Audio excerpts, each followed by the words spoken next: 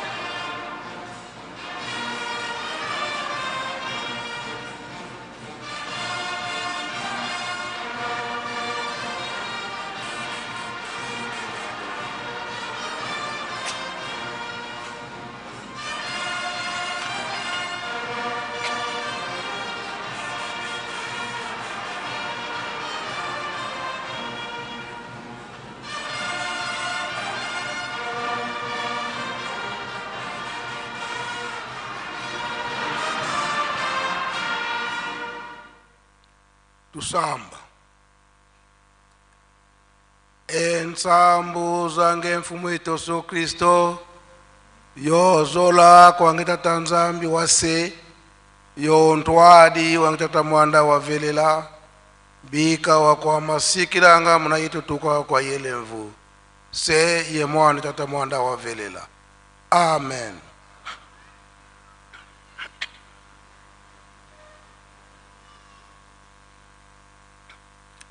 O kombo ya tata ya mwana pitata mulimo santo lelo tozali na deuxième journée oyo tozali kokanisa elonga ya papa mfuma mbanza papa dia lunga na kiangani pwana nini elonga toyebi biso nyonso eke papa Simoki Mbangu azwaki mukumba munene oyo ezali ete kobikisa loposo yindo pe kopesa kinya na mokili mobimba oyo elaka kolo Yesu apesaka na papa Simo Kimbangu ete tokopesa yo bilombe misato oyo bakopesa yo maboko po ete opesa kinya na mokili mobimba mpe na poso yindu. Toyebi ete papa Kisolokele, papa Dialungana, papa Dengenda Mutima babotamaka na papa Simo Kimbangu pe mama Mwilu. Na le 3 octobre 1921 bokangamia papa Simo Kimbangu alobaki ete nakoki kokende te esika bozali kotinda ngai soki namoni mama Mwilu te oyo amolongani na ngai pe bamvoala misato. Esalamaka ndenge wana komona ete bamindele babundaka po ete likambo wana esalama te, bakutana na mama Mwilu te na bamvoala misato te. Wana nini bayebaki ete soki bakutani akopesa bango likambo mususu te kaka ya kosimba lingomba oyo ngai na yo lelo tozali. Pe papa Simo Kimbangu alakisaki ete ye azali motindami ya nkolo Yesu. Oyo bango balingaki esalamaka te. Nde kino mama Mwilu na bamvoala misato bayaki asololi na bango nde train oyo bachaka papa Simo Kimbangu po ete ekende Kinshasa ti kokoma Lubumbashi nde eyaki kodemare. Maye oyo papa Simo Kimbangu ayipsaka mama Mwilu ya kosimba lingomba oyo pe ko encadre bana na ye pe na bamvoala misato papa Kisolokele. Papa Simo Kimbangu ayebisaki ye ndenge nini lingomba tango ekobima ekotambola. Ayebisi papa Dialungana yo okofanda na nkamba okobima te, musala na yo kotonga Yelusalemi ya sika. Yo papa Diangenda okotambola na mokili mobimba oyo kolakisa kombo na ngai pe bato nyonso wana bolakisa bango Yelusalemi ya sika. Yelusalemi ya sika nde yango oyo. Papa Kisolokele alongaki na likambo na ye oyo bayokanaka na papa Simo Kimbangu. Papa Diangenda pe alongaki pe na bimisato balobi ete yo papa Dialungana yo moto kosilisa makambo nyonso. Kasi yambo osilisa makambo nyonso lakisa na mokili mobimba ete totonga Yelusalemi. Yambo papa Dialungana kiangani atika biso alakisaki papa Simo Kimbangu kiangani ndenge nini okosalela pwana kokamba lingomba pe kolakisa na mokili mobimba ndenge nini Yelusalemi fo etongama. Tata Simo Kimbangu kiangani lelo yo yango tozali komona za kobenga biso mokili mobimba to ya kotonga Yelusalemi. Aponi ba tribute pe mokumba makasi oyo papa Dialungana atikalaki kolakisa na papa Simon Kimbangu Kyangani okoyamba mabota ya ndenge na ndenge ezala bapakanu ezala bato mangomba mususu ezala bato na leta e oyo bazali ete bana na ngai esi bakotakala na kati na lingomba yango nde lelo oyo ezali komonana yango nde ezali komonana tala sika esengeli atala na biso awa kasi azali kokangama na bato oyo baye basengi nzela lelo ezali mokolo ya yenga bazonga lobi bazala na misala bilaka oyo batata bayebisaka biso yango nde ezali kokokana yango tokosenga na Jijiki nzembo totonga Yerusalemi ya kala etongamaka na mpasi kasi balembaka te kino lelo bazo continue kotonga biso pe makambo oyo ezalaki na Yerusalemi ya kala yango kaka tozali komona lelo papa Simon Kimbangu Kyangani alobi ete boya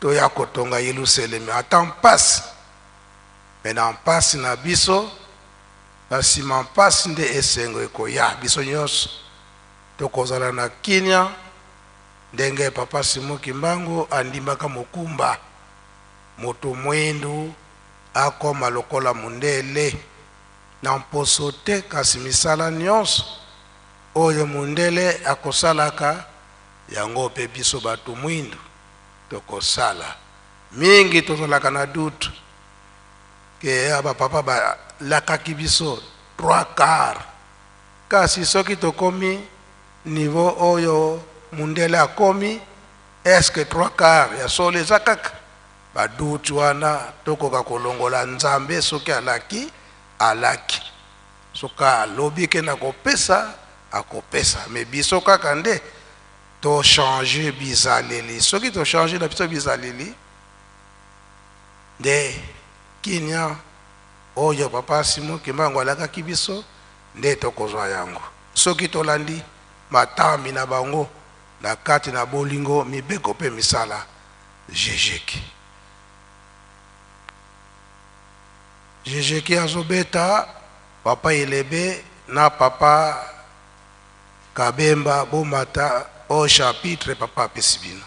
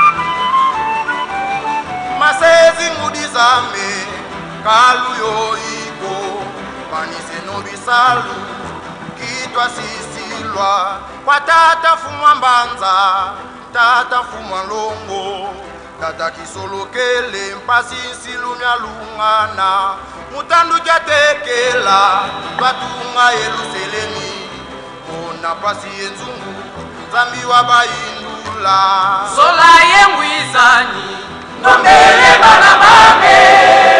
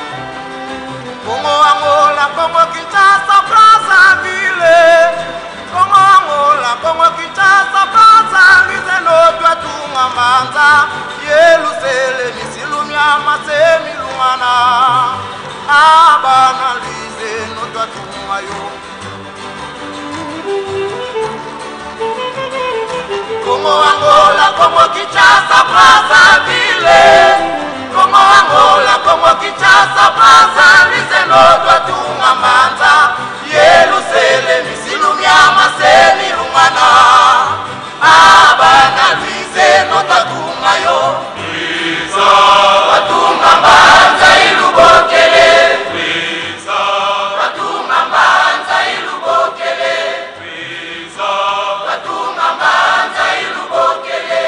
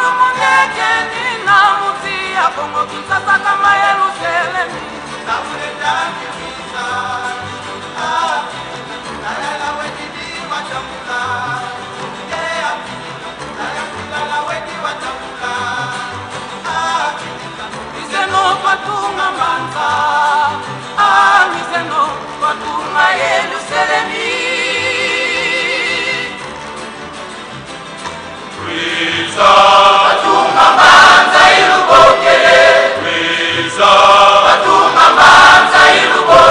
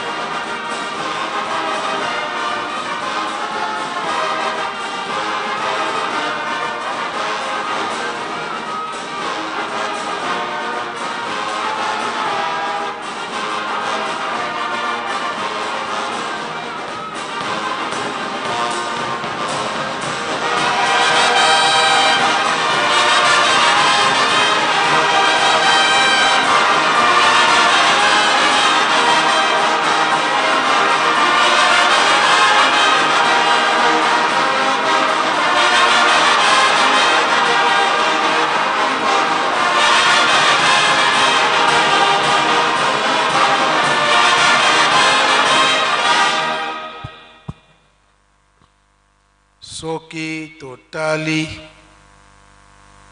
na bomoi na ye nyonso papa dialunga na kiangani banda batika ye na age oyo ezalaki ete ya 5 ans alandaki ndenge papa Simoki Mbangu ayebisaka ye susi na ye kotonga Yelusalemi. Papa Mfuma Mbanza akomaki pe mikanda kolakisa ndenge nini Yelusalemi ekoki kotongama pe ndenge nini tokoki kofandela na Yelusalemi bizaleli na ye tolanda bizaleli na ye wete biso nyonso tozwa mapamboli Yelusalemi soko ye awa likambo mususu te nde mapamboli. Kasi papa Simoki Mbangu alobi ete soko uzwi mapamboli salela lango ya solo kasi soko okoki kobebisa yo moko obebisi na yo pe makala ya moto. Papa Dialunga na akomi plus de 13 petits livres oyo azali kolakisa kaka Yelusalemi mboka ya mapamboli. Eponi pe mutu te mutu nyonso yaka na yo kozwa mapamboli. Tango azokoma mikanda nyonso wana apui na ba verset biblique koloba ete kokanisa na Yelusalemi ya kala.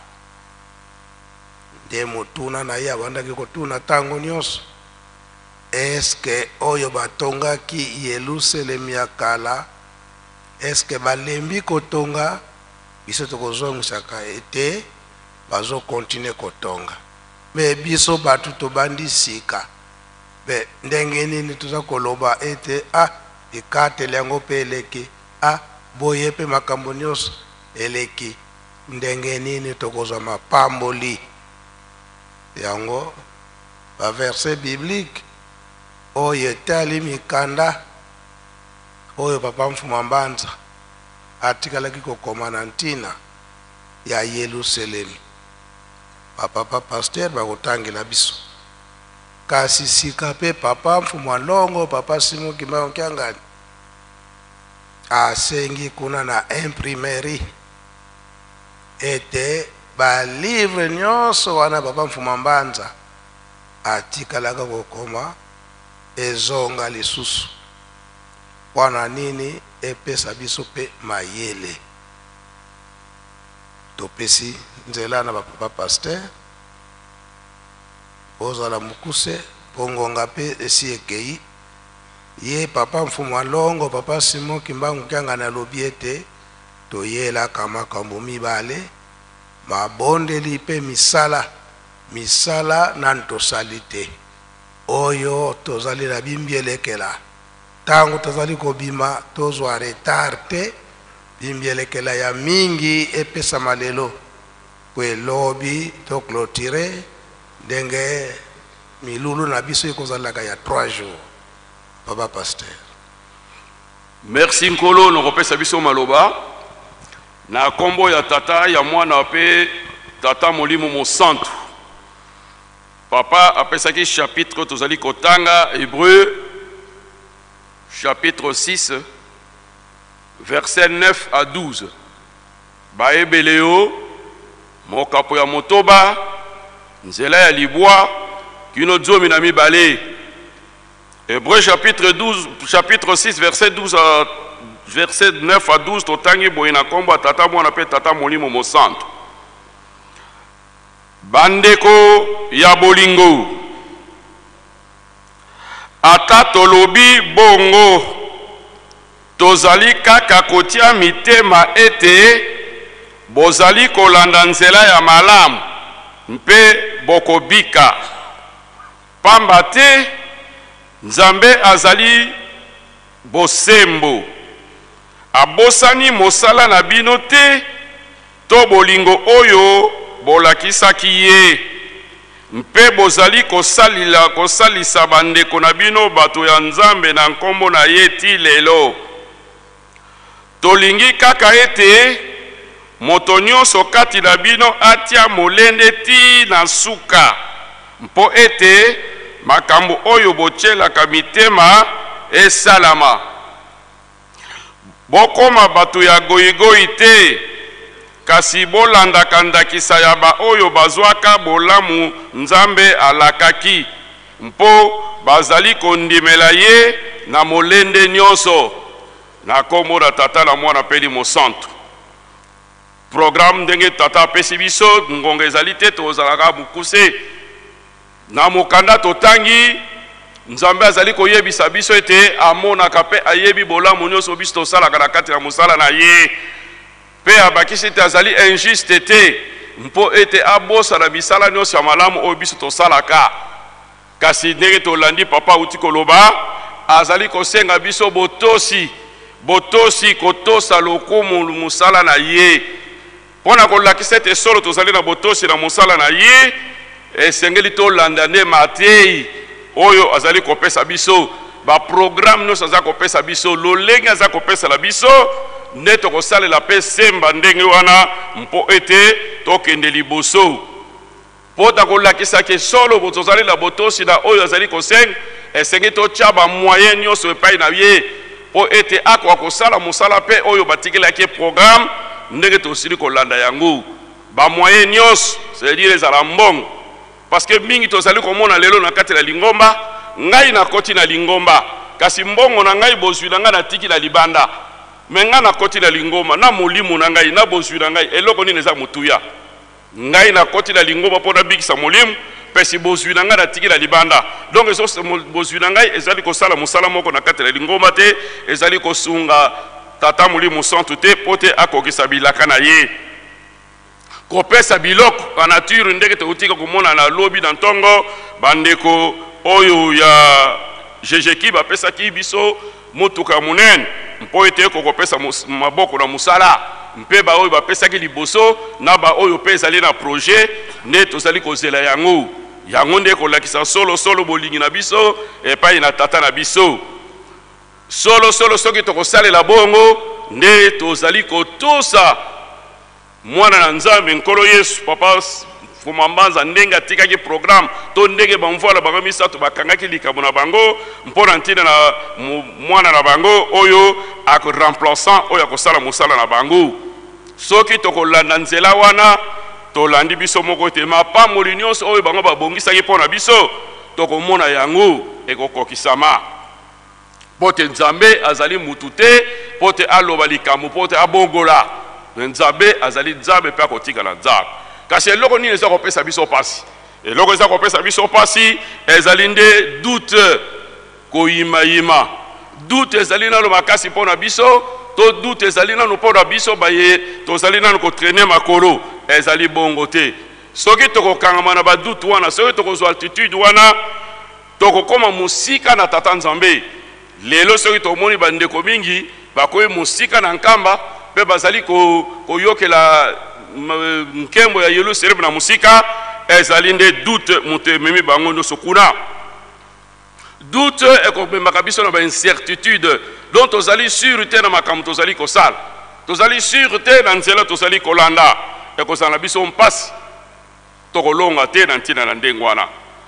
Doute ememaka motu na incrédulité motema makasi batata bababa mpona incrédulité na koloba likambo moko na ntango tozalaki bilenge oyo baaktivité eza kosalama na paroisse Niangala na Kinshasa na ngilingili ntango na papa Paul azali na ngilingili kotambusa baaktivité ya bajeune na mpokwa moko na réunion atunaki biso motuna lisumu nini oyo ezali makasi oyo okoki kozwila bolimbisi te topesaki masumu ya ndenge na ndenge kasi ye moko ntango atelemaki alobi lisumu ezali makasi na bato ezali incrédulité. Nzambe soki akangi yo motema mpo te obongwana ezali mpasi mpo tokobongwana te parce que Satan aza incrédule akobongwana te. Alors soki incrédulité te Nzambe akoti yango na kati na yo eza na biso mpasi ndenge tozali komona yango lelo donc likambo yango esalemi kati na biso. Batata bamama soki tokontinue kozala na badoute tokozala na confiance na Nzambe te tokozala na confiance na tata molimo santu te na mosala oyo azali kosala lolenge aza kotinda biso ete tosala ye confiance. Doute elongolaka mutu kimia okozala na okobana mituna mito okozala na esengo te ntango baninga baza kosepela ntango baninga bazali kopesa ntango baninga baza koganga lokolo oza na doute ozali frustré ozali na kokangama ozali kopesa mituna est-ce que ezali boye est-ce que donc ekozala ekopesa yo na lite ekokanga yo na croissance spirituelle okokola susu te na molimo te parce que todisami na badoute. Tokotanga na Jacques chapitre 1 verset 6 à 8. Jacques chapitre 1 verset 6 à 8. Matthieu chapitre 14 verset 31. La PC commentaire mon source dans mon dans Matthieu 31. Apôtre Pierre. Tango ba moni nkolo yesu de kolo la mai ya lumi de soke ezali yo nkolo tika ngapela tambula. Nkolo pe apesa ke nzela tambula. Tiaki li kolo moko mibale abandi ko zinda pona nini azalaki na doute. Doute esalaka biso naufrage na kondima na biso. Totangaka na mokanda na nzambe te batata na biso babimaki plus de 600 000 personnes na kati na mokili na Egypte. Mais mibale kaka bakotaki bateyaka biso ezali mpona koyimayima. Biso baito telemili kosala mosala na nzambe to koba kosala mosala na nzambe. Nde tolandi awa te baye batongaki Yerusalem na ntango na kala basilisa kotonga te ti lelo bazali koporte ba modification pona kotombola Yerusalem na bango pona kopesa yango beauté ndenge bango bazali kolingela yango. Tokotanga Esaïe chapitre 40 verset 29 à 31. Esaïe 40 29 à 31. Tokoposa pe kotanga na 1 Corinthiens chapitre 15 verset 58. Pe tokosukisa na Jacques chapitre 5 verset 7 à 8. Tomonaka moloni toki azali kolona azela kambula azali kobeta kaka Kongo kosala mu Kongo ote azela mbula alona pa azwa molobi mbisi mpe ata lelo ake lelo alobi azuite lobi akoloba te na okende te parce que lobi na zwa kite akokende kaka parce que ça musala na ye tala pentina yango na de nkolo aponela ki bango ba lobi mbisi pote batika koloba mbisi baloba batu oyo tozali kosala lelo tozali kobongisa nde avenir ya bana na biso mayema koya lobi papa lobaki kuna na kati ke tata moko akoye mukolo 80 ans 90 ans mais ale safu kitoko aloni yango intérêt ya tata ezali nini est-ce que aza sûr akolia safu wana mais asala yango mpona nini asala yango mpona bolamu mpo mutu alonaka nzete ye nde mutu asali na mutu ya bolingo monene parce que ata moi eza makasi mutu akelofa na se ya nzete mpo azwa mopepe donc mutu aboloni nzete azalaka na bolingo makasi esali biso na biso tomeka kosala misala malamu pamba te misala oyo tozali kosala yango mpe kolanda biso kuna esika tokendeke ndenge balobaka biso na Apocalypse chapitre 14 verset 13 ete senge na biso tosalaka mosala malamu mpo te soki tokufi misala na biso ekoka kolanda biso kasi ezali pasi batata bamama na baoyo bale na mesa na nzambe oyo bagute vie céleste me kasi bazongi nsima eza pasi mpona koretrape bango biso bayi tozali kotoka bosala to me kosala mosala nzambe ekende liboso tokotanga Hébreu chapitre 6 verset 4 à 8. Hébreu 6 4 à 8 toke kosika na Hébreu 10 verset 29 à 31 bato ya ndenge wana suka na bango kaka lifelo parce que ezali passe parce que basi bagutaki bazali na bastus bazali na badetour ya ndenge na ndenge mpona kojustifie makambo na bango kasi biso bayenge beni boyo totikali nsima na tata mokonzi ya bulu kopesa maboko lingombe ekende liboso tokangama na maye toyokaki na maye tomonaki na batata na biso ote topengwa musika na yango te mpe kobebisa biso. Hébreu chapitre 2 verset 1. Hébreu chapitre 2 verset 1. Donc disko toyika mpiko kino suka mpote lifuti na biso to lipamboli na biso eboma bikuna. Hébreu chapitre 10 verset 37 à 39. Nkolo na telemi wana na nkombo tata mwana peli moso.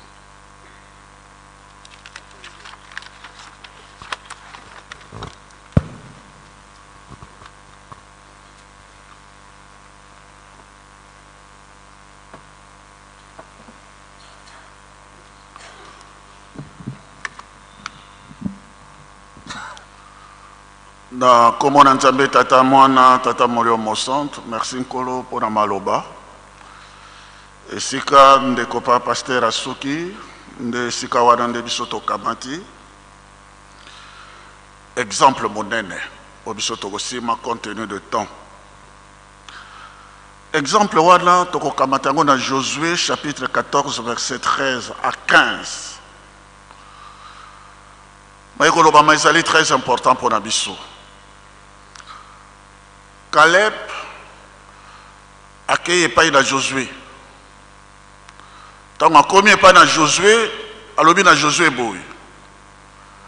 Nazali na mibu 85 ans. Donc a commis mon nom mpaka. Mais nazali na no makas lokola ndenge nazalaki na tango Mose atinaki biso. Nazali na no na makasi ya kobonetumba. Yango nanga na ye mpo ete nazwa likabo na ngai wana bakoti na kati na mokili moelaka. Première leçon, c'est que Caleb a salaki na génération ya Moïse pe atosaki abundaki etumanete kilo na soka et Josué et pardon Caleb a ekosala lisusu na génération oyo ya Josué. Pour Josué a salaki lokola moi n'est pas na Moïse. Atosi Moïse, atosi pe Josué a pas moli Caleb pe a pesi ye libula na ye na Hébron. Batata ba mama toujours mona ngo na kata lingomba. Ah biso to salaki na ba papa, d'accord. Et sika boye et comme na tata mokonjabule papa Simon Kimbango kiangani oya kabati ebonga oya zali na lipamboli oyo pe mokokisi na bilaka soki yo tosi ete oyo nyoso yo salaka o perdre okozwa lifutite. Caleb azwaki lifuti na ye azwaki Hébron. D'ailleurs aza koloba ngana aza kozwa Hébron. Pour natango wana bazali koloba ke bana Akim batuna milai bambinga ngana za kokenda ni sika wana pona buna nzambe akozala na ngai nakozwa mokilo abundaki. Il avait 85 ans pe azwaki Hébron. Nzambe aye koloba lisusu na Josué alobi na moni osali mokolo mais mosala ezali nano partage ya pays ya Kana mosala ezali kaka batata ba mama na kata lingomba mosala na nzambe ezalaka pona mibute nga na komeli nga na bandaki nga na mona soki okomi ndenge batei biso na kati na badut biso to bandaki kala tozali komona eloko te okozwa lifuti te. Nzambe akotala ke bandete akotala kasoka zala na molende na makasi ndenge Caleb alobaki j'ai 85 ans yo za na mbula nini tango mosusu ozali ka jeune okoti 10 ans 20 ans na kata lingomba âge yo ozali na mais écoutez Caleb 85 ans lobi na zali na no makasi ndenge ezalaki tango Moïse atindaki biso aza koloba ngo na Josué bazalaki bango mibale oyo na kondima molende na Caleb ndenge yango ebandaki te kino na soke variété témoignage wana Josué amoni ke oui atosaki Moïse atosi pe ngai alobi Hébron ezali ya yo apamoli Caleb ayaki kozwa lipamoli epa na Moïse te mais epai na Josué oyo azalaki mokitani na Moïse. Et Nzambe alobaki na Josué nakozala na yo Josué ndenge nazalaki na Moïse. Changement égalité, le même Dieu hier, aujourd'hui, éternellement. Ce qui otosaki papa qui soloke le papa dialonga na papa diangenda.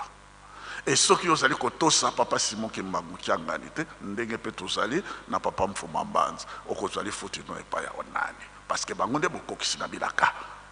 Et okozali pamboli na yo epa ya nani soki opesi Yerusalem mo Congo otosi lisusu te ntomba motindami ya Nzambe okozwa lipamboli te okozwa mpe lifuti te. Napesi bino exemple ya Caleb.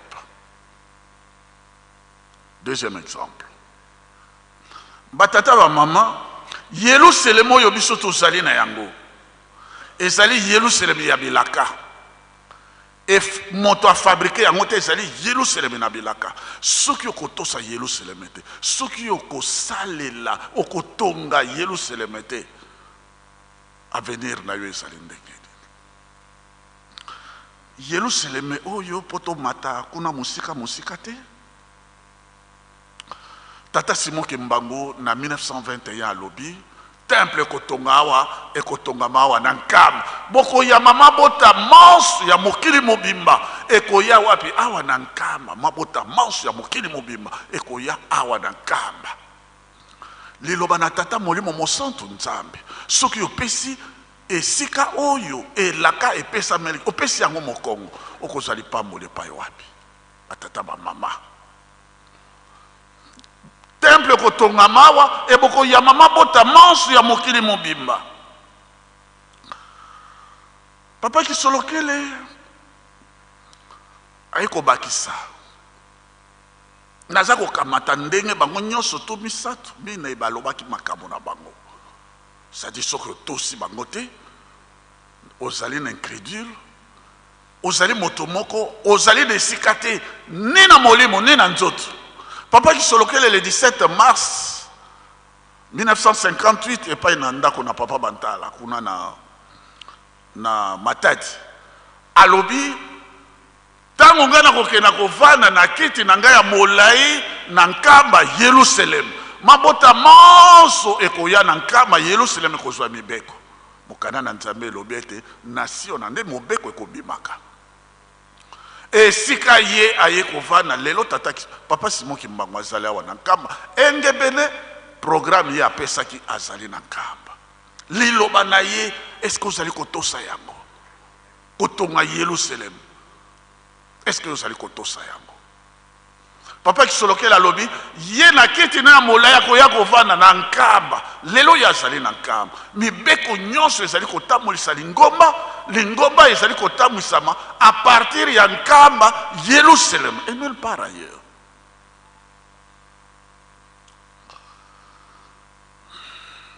Papa Diangenda le 2 avril 1990 na Matadi Mayo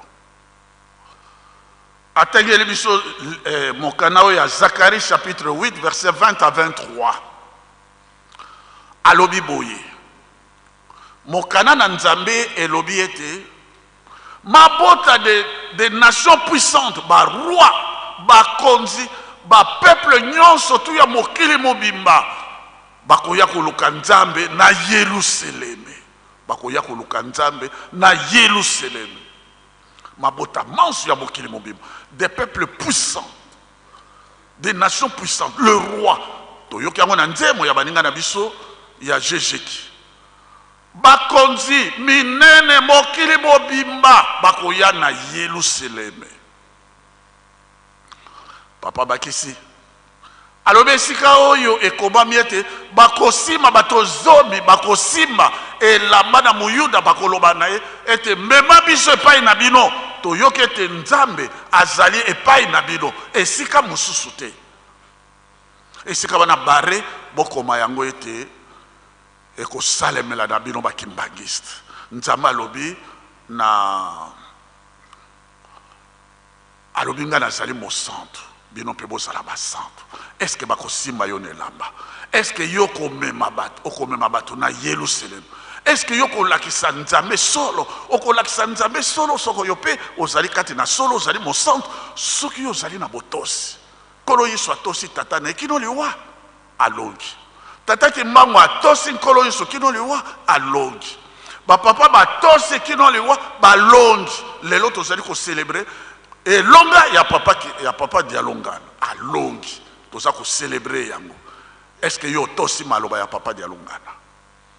Est-ce que bako simba yo de la mapwete yo zali kimbangisa parce que yo tosi te elembo ezali lisusu kati na yo te okomema moto wana wapi e bato nyonso basosole te nzambe azali na nkamba et nulle part ailleurs kuna nde esika na kimia, kuna nde esika na mapamboli, kuna nde esika na lubiko. E yo sika boye okomemela bango wapi? Ozali lisusu na kati na liloba te batata ba mama. Papa Dialonga na ye kobakisa oyo ezalaki à gauche ke à droite, oyo ezalaki à droite ke à gauche. Soki botongi nkamba Yerusalem te, pasi na bino ekosila te. Na kamati bango nyonso bana papa Kimbangu, papa Kisolokele, papa Dialonga na papa Diangenda. Bango nyonso to na kamati moto na moto parti ya likamo moko. Esika boy soki yo otosi kotonga Yerusalem te, pasi na yo ekosila lolenge kani.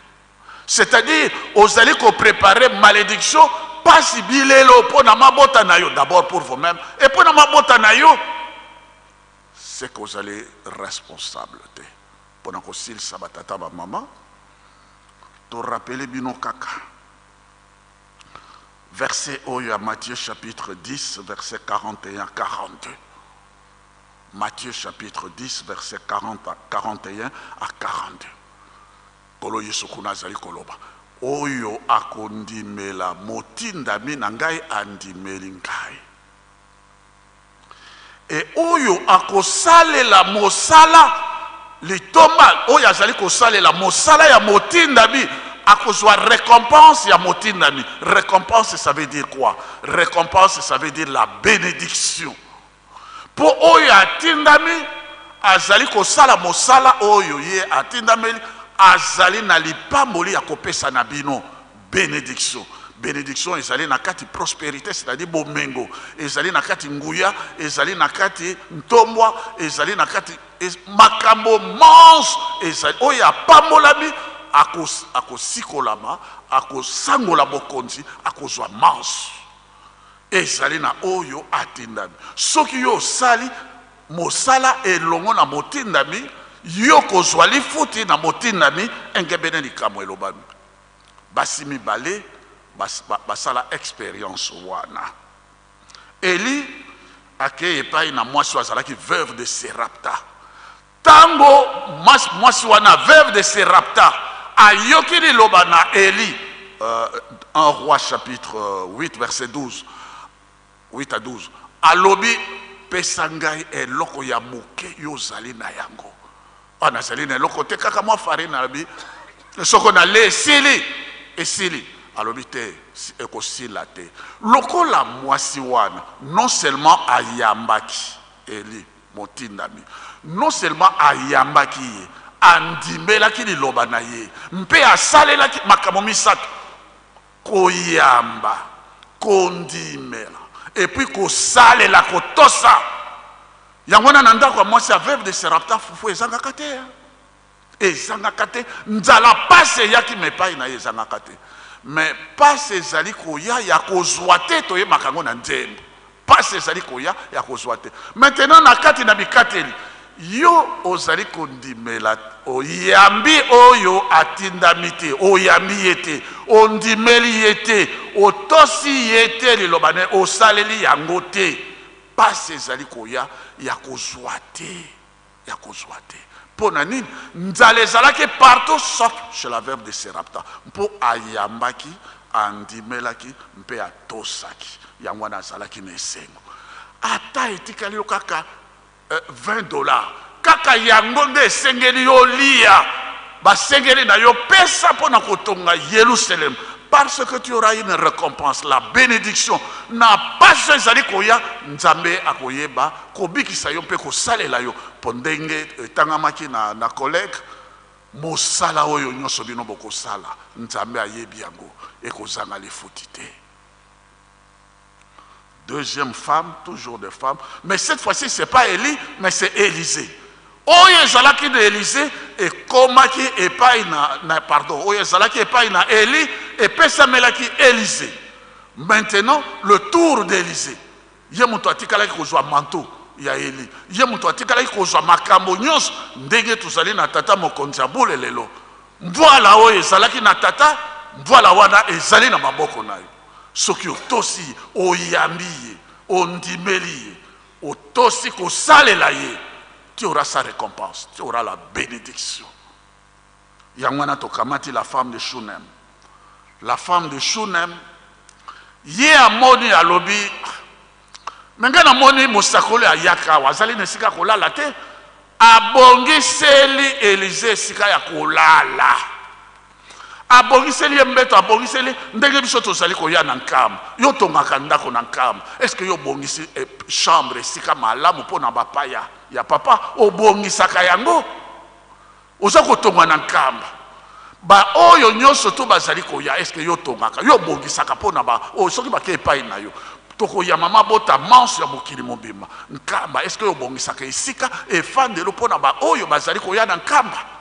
Regardez la femme de Shunem. Ndenge ya salaka. Abongisi ati mesa ati biloko nyonso bato Élisée avandi aleye na Géhazi.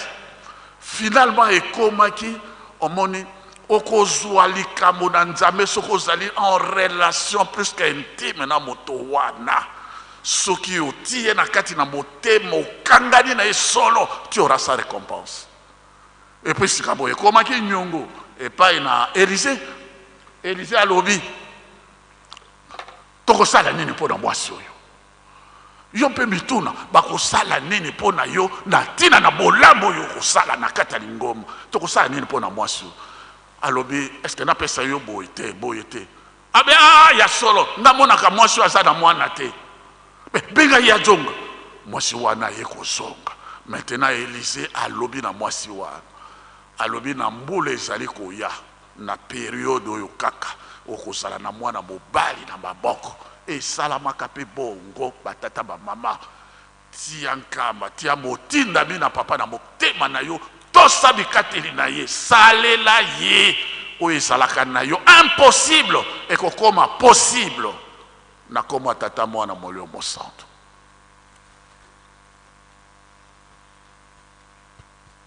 Merci papa pasteur bokoki kozonga na bino.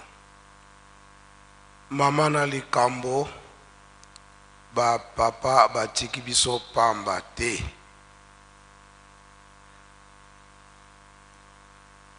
Batiki biso na maboko tata molimo santu. Papa Simo Kimbangu Kiangani. Oyo azali kolanda matambi ya batata bango nyonso misato. Papa Kisolokele, papa de Alungana, pe papa de Ngenda Kuntima. Likambo munene bayipsaki ye tika kotonga tikala wana botongi Yerusalem.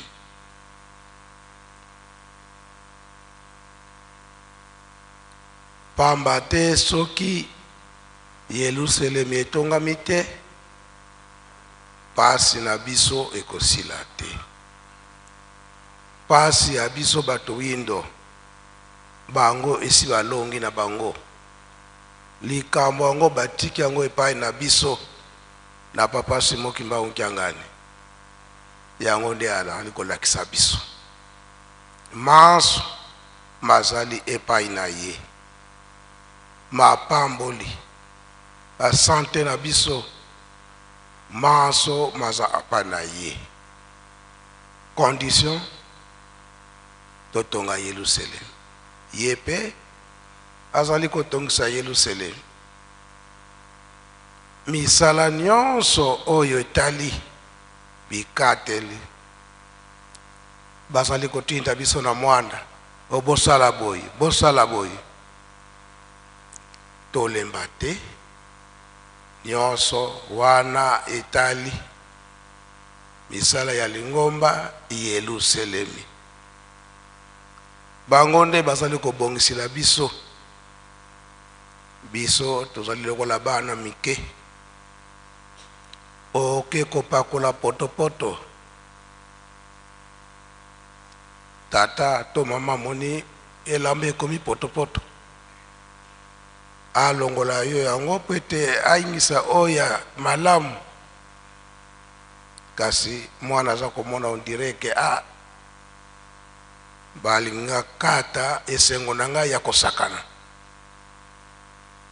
Kasi tango boko longola ya na makasi bopesi elamba ya kitoko bolatisi ye ekomi sikoyo esengo ya kolakisa na baninga tala nga ndenge nakomi kitoko.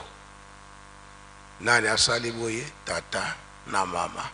Eza liloko na biso kaka na makambo misato oyo bango batikele biso oyo papa Simon Kimbangu za kotinda biso na kati na bolingo mibeko pe misala nkombo tata mwana pitata mulimo santo. Amen.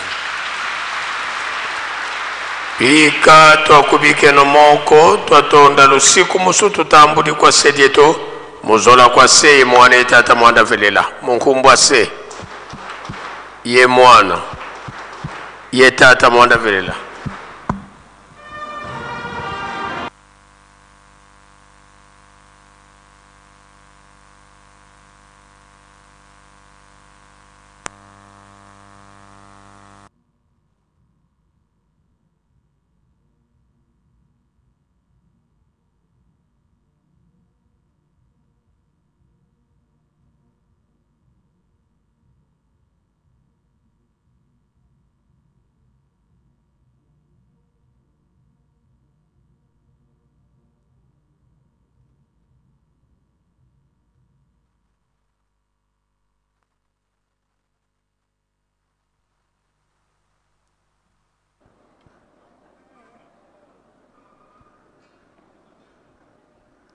Ya solo tata batata pe bamamo bandeko batali pe balandi ya radio television Kimbangisto to zali na bino penza ne sengo makasi na kolikete bozai konongo bongo omiso mabino mai manso mazai koleka bongo mboka nkamba ilu selemi ya sika lolenge to silaki bongo na